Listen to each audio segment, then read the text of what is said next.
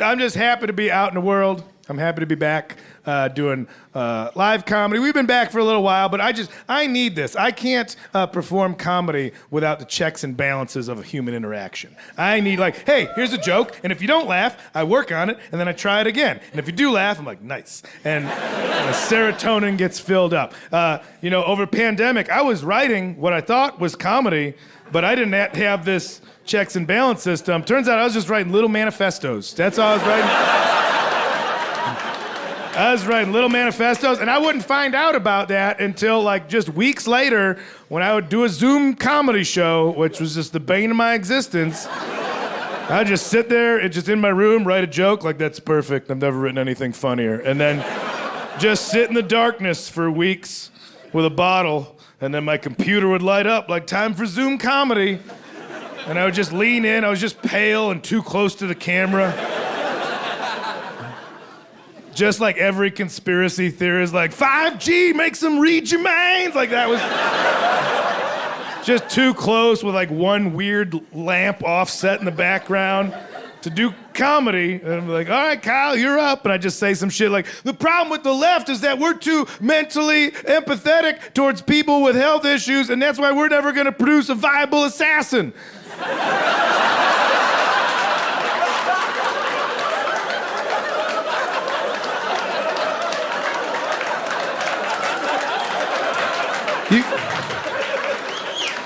That's not funny at all, man. I get what you're saying. But you can't. Now they're recording this. Now you gotta explain jokes to the FBI. Is that what you want to do? You want to explain comedy to the feds? Because that's what you have to do now.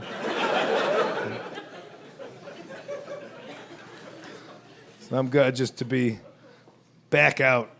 And even just the minutia of doing live stand. I mean, the stuff that comes along with it, I'm excited to be back to. Even the traveling elements, I'll be happy with. I'm excited to be on airplanes again. I'm sure that'll get obnoxious soon enough, but I just like being on there.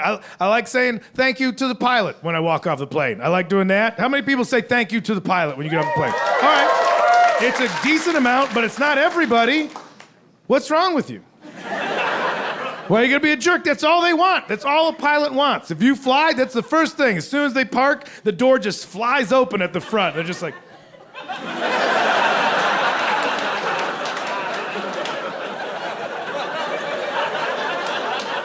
Hey, did you notice how we didn't all die? You're welcome. You're welcome for that. I did that for you. And we all just shuffle off in our pajama bottoms and Crocs, don't make eye contact with me. So rude. That's all they want is a thank you for that job. They're up there. They're tucked in up there. They are tucked in with dress shoes the whole time. And we're back there with half a boner and sweatpants. Nodding off on pills and tiny bottles of booze. They're wearing a goddamn sport coat up there for you. You ever look in a cockpit? It's a panic room. It's just a chamber. It's a chamber of anxiety for anybody that doesn't know. And they know all the buttons, all the switches. They know what to do. The windshield, that's arbitrary. That's for us. If a pilot sees something wrong out the windshield, we're dead. We're already dead. Nobody's gonna get on a plane without a windshield. That's for you guys to feel all right. If something's going wrong out there, we're fucked, man. We're straight up fucked, I'll tell you that. At the beginning, they get in there and just know. They're every switch, don't die, don't die, don't die. Will not die. We won't die here. Won't die if I do that. Better not die, better not die, better not die. Oh, here's the big old good luck lever. We need that. Don't die. Shit, almost. If I didn't do this, we would have definitely died. Fuck, thank God. Don't die. And here we go, not dying. And then we all just hung over, shuffling off the landing was a little choppy, I don't know. Meanwhile, I will tip a Lyft driver like an angel that walks the earth. I will just throw my whole wallet at somebody thank you for being a literal messenger from God who drove me home from the bar that I walked to 5 hours ago. You're the most blessed angel. What's your name? I'm gonna name my firstborn child after you. They're already born, but they suck, and maybe with your name they'll be better. So I'm gonna call them that. And that's thank you for your service. I've said thank you for your service to a Lyft driver more than I've ever said to anybody in an actual military uniform.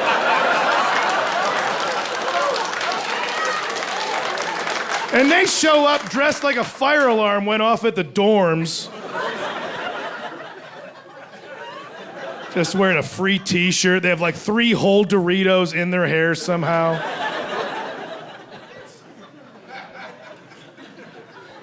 Thank you, pilots. Just make sure. Hey, thanks.